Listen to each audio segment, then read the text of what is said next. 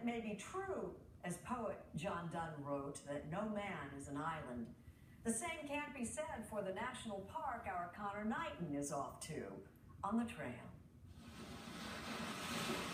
The rooms at Caneel Bay don't have televisions or telephones, but that's about as close to roughing it as it gets at this hotel, a luxury resort situated inside of a national park.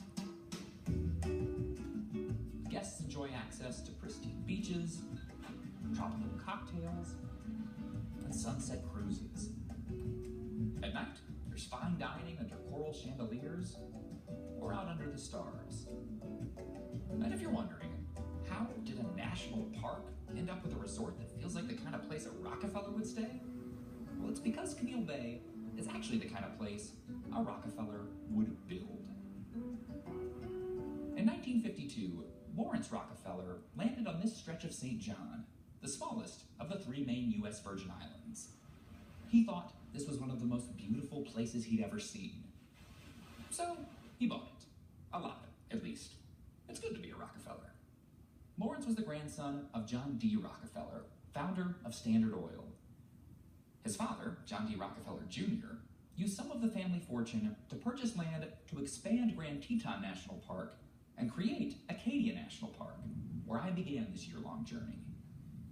And so Lawrence, while developing a luxury resort in the middle of paradise, began to get a similar idea. He thought there should be a partnership between commerce and conservation, and he built the resort with the idea that visitors can have the luxury of sleeping in a bed, but can still kind of experience the benefits of being in a natural setting. So everything we're looking at right now is National Park? Yes. Corinne Finner is a ranger at Virgin Islands National Park. The first 5,000 acres were a gift from Rockefeller. With assistance from local developer Frank Stick, Rockefeller bought up nearly half the island.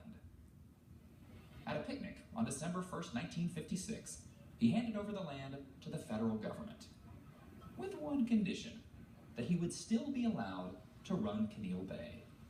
For Caneel Bay, it's definitely important to be sitting within the national park. Otherwise, you're becoming a resort with a beach.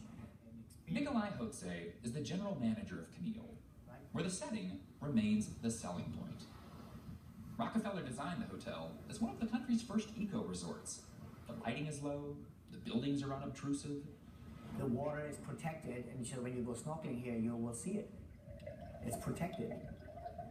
The water is full of sea turtles. And while the land is owned by the Department of the Interior, Caneel operates under an exclusive lease, passed on to its current owners. But not much has changed since Rockefeller was in charge, except perhaps for the prices. In off-season, you can come and stay at Caneel Bay from $390, $400 on, and the high end is $1,800 in season per night, and then Cottage 7, Lawrence Rockefeller's house, his old residence. The rooms of Cottage 7 were Rockefeller's preferred accommodations. More recently, they played host to stars like Brad Pitt and Angelina Jolie.